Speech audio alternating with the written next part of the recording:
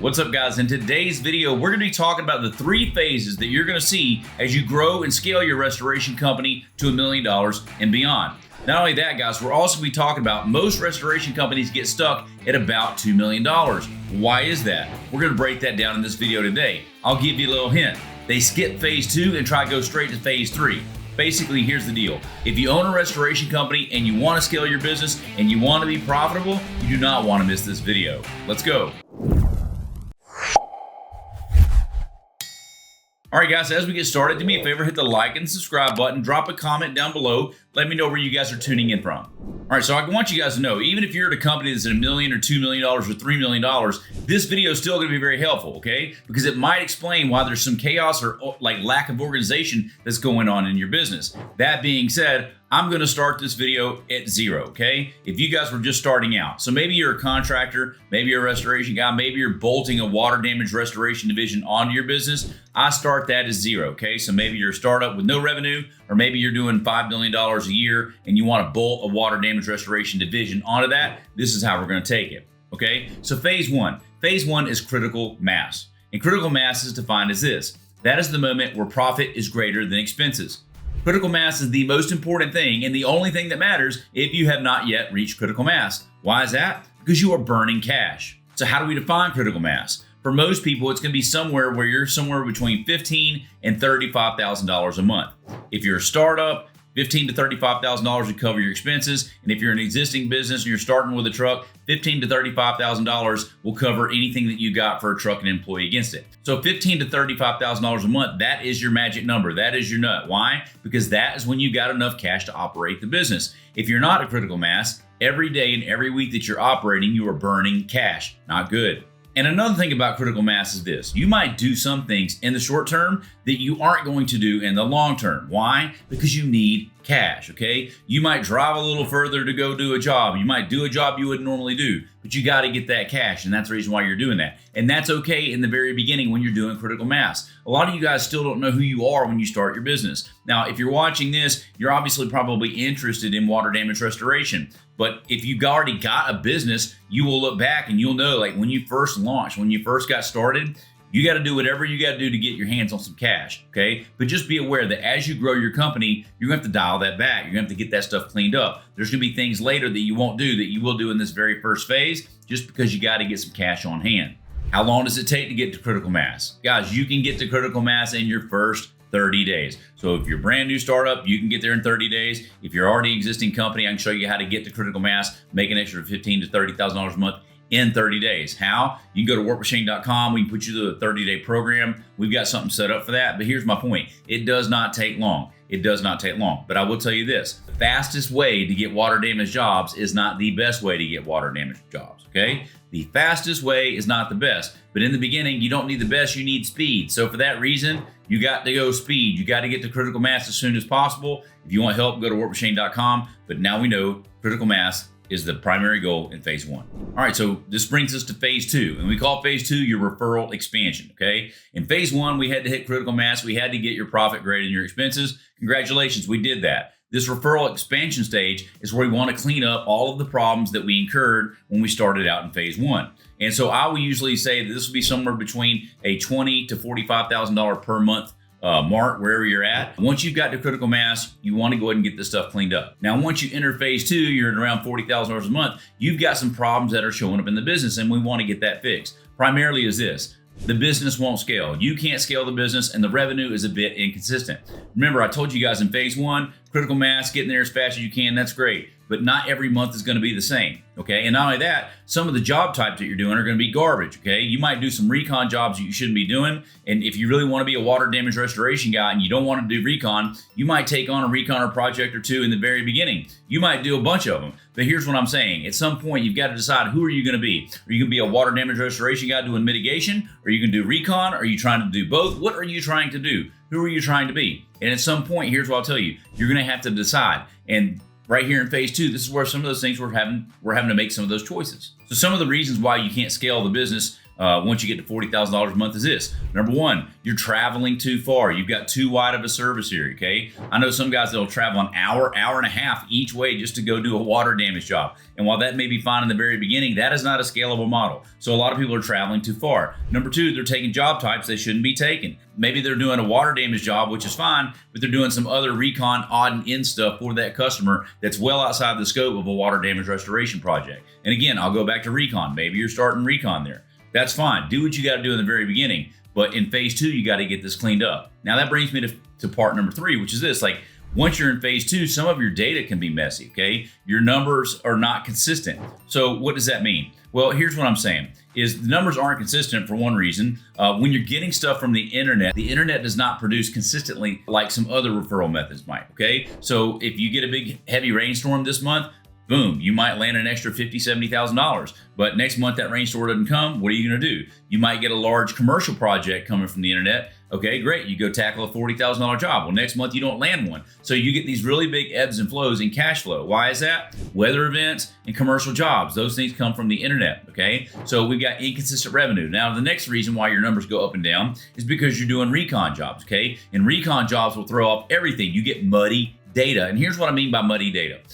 So let's say that you get a $5,000 water job and you sign a $45,000 recon job. So bam, we're looking at $50,000 of restoration projects in February. That really sounds great, right? But in the end, it was only one water job, okay? And that recon job may not be very profitable. So like that $50,000 number could tell you a lie, because $45,000 of that might have only been at a 10% margin, okay? So you got like $4,000 of profit there and you got a $5,000 job. Well, guess what? That's not critical mass, guys. That is not critical mass. When I'm talking about critical mass, I'm talking about this is where your profit's got to be greater than your expenses. Profit's got to be greater than expenses. And when you go throw your recon number in there, that is not profit, baby. That is not profit. And for many of you guys, if you're not a very skilled reconstruction contractor, then you're going to be breaking even or 10% or less, okay? So here's the other thing.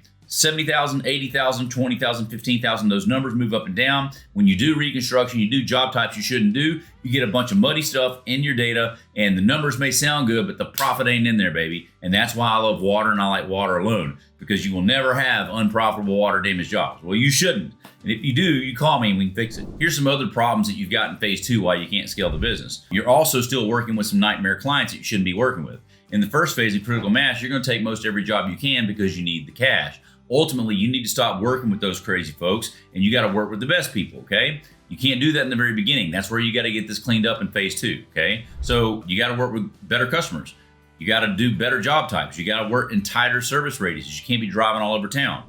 Here's another thing. Your closing percentage is probably going to be a little bit lower than they should be, okay? And why is that? Because a lot of your leads in phase one, when you're trying to get to critical mass, you may be getting them from the internet. And these people don't know you, okay? They don't know you from Adam, and this is the first time they met you, and your closing percentage will always be lower when it's a cold stranger. It's better when it's a referral, okay? And the last thing is your lead costs typically start skyrocketing.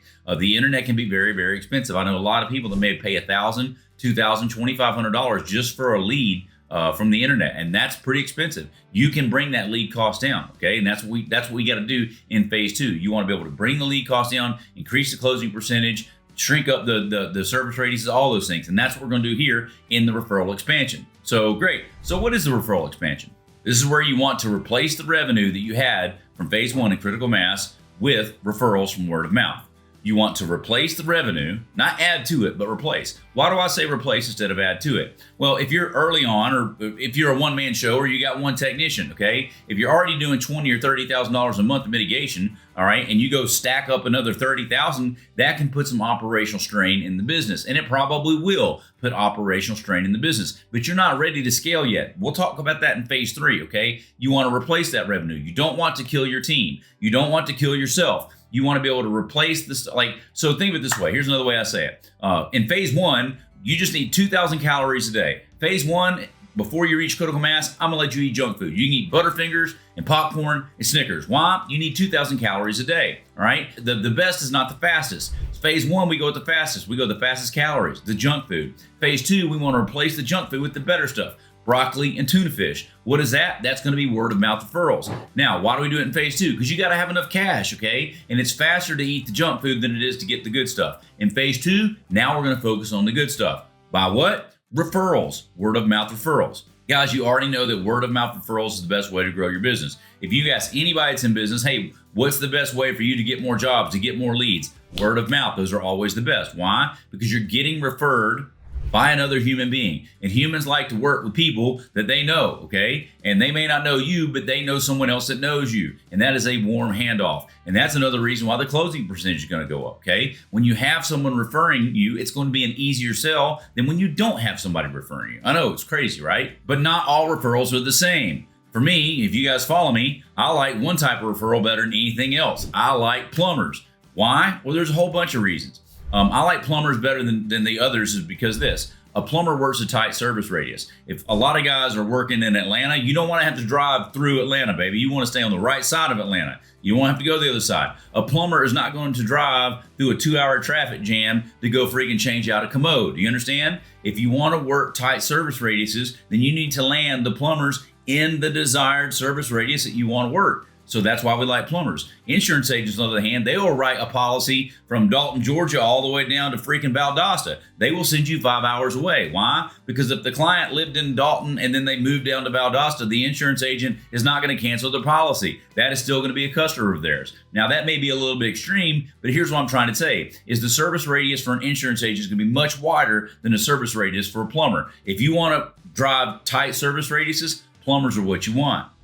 The next thing is this, you're going to get better job types, okay? If you're getting referrals from insurance agents, you're going to get random things, okay? Like maybe the roof may be leaking, you don't know if it's the roof, or you don't know what it might be. It might be some damage where a tree branch hit it.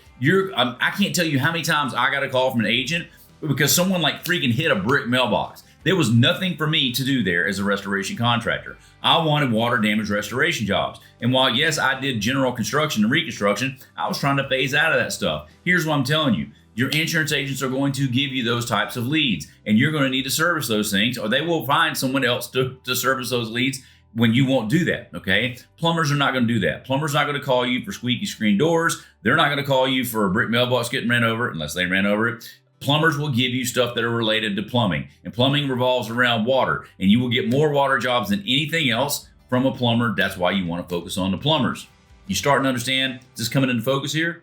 Now, another thing is the lead cost can come down. There are many plumbers that want outrageous referral fees, sure. But I'm telling you, most of the markets that I've got clients all over the country, they get water damage referrals consistently for well under $1,000 from plumbers. Yes, there's plumbers that want $2,000 or $3,000. Those are called idiots. Don't work with those guys, okay? If you want to build a long-term lasting relationship, it's got to work for you. It's got to work for them. And I will tell you this, that your lead cost should not cost more than 10% of the value of the job. So a $6,000 job, $600 referral fee, that sounds good to me, okay? But when you're paying $2,200 from Service Direct for a $6,000 job, that kind of hurts. I don't like that, all right? And I'll tell you this, there are many plumbers all over the country that don't even want referral fees. They just want you to take care of their customer. In fact, they probably even hate restoration companies. And if they hate restoration companies, I can promise you this, they don't take referrals from them. Why? Because they don't like them. Here's my point. You can get jobs from plumbers for cheaper than you can from the internet. The internet will charge you outrageous amounts. Google is not your friend. You can't build a relationship with Google, okay? You can build a relationship with a plumber, and that is what you should do. So recap, why do we want plumbers? Tight service radiuses, okay? The lead cost can come down. It's going to be a warmer handoff. You'll have a higher closing percentage. Life is better all the way around. So phase 1, critical mass. Phase 2, referral expansion. Replace the revenue from phase 1 with referrals from plumbers in phase 2. That's going to bring us to phase 3, simplify and then scale the business. This is where everybody wants to be. Now, I will tell you this.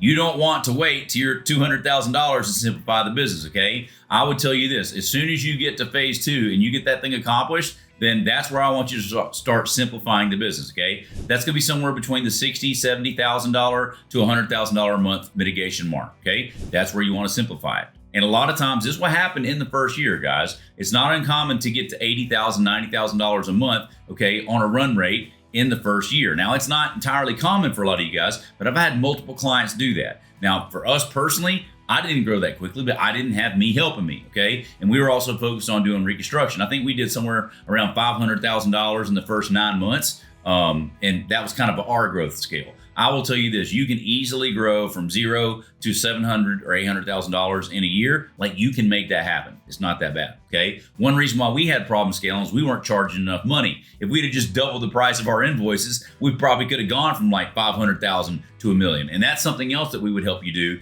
in this simplify and scale. You're gonna pick up some of that low-hanging fruit. Okay, phase 1's critical mass. We're not talking about estimating and invoicing yet. Phase 2, we're focused on getting referrals from plumbers. We're still not talking about cleaning up your estimates and invoices. Right here in phase 3, that's where we're doing that. We're fixing the low-hanging fruit. We're trying to patch the holes in the boat. You'll have a lot of holes in your boat here in phase 3, and that's where we want to get that stuff cleaned up, okay? We're going to be aiming for $1 million per truck per year. It's our 136 method. You can find more of that somewhere out here on YouTube. I'll probably link it down in the description.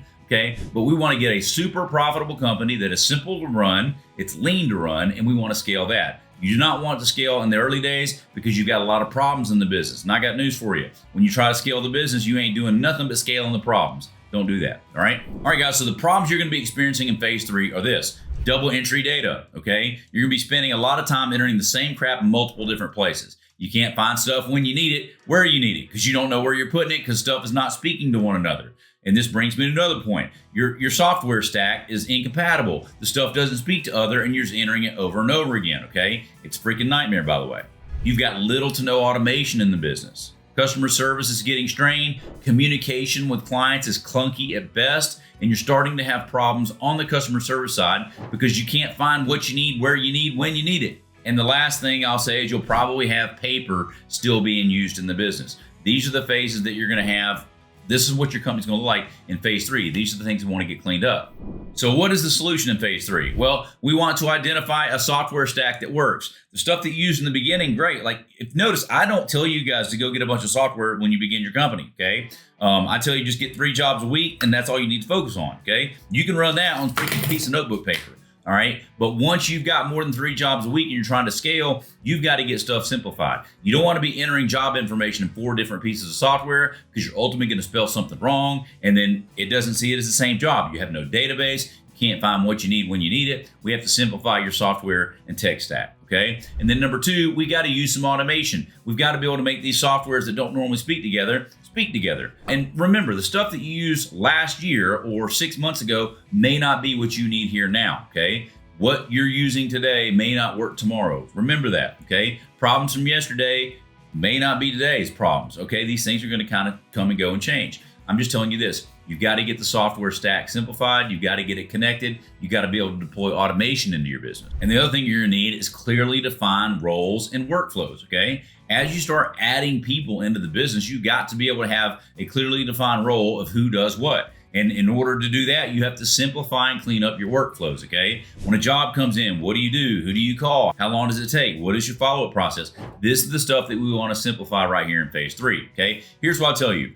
I've had multiple clients get to phase 3. They start working on that in year 1, okay? At the end of year 1. That's not impossible to do. But I'll tell you this, it will many times take 2 years to kind of systemize and clean everything up. The goal of phase 3 is to get things set up so you don't have to go to the office. You can still run the business, see everything that you need to see from a phone or from a computer. Does that make sense? If you have to go into the office every day to run the business, that is a problem. We want to simplify phase 3 so you can do this, okay?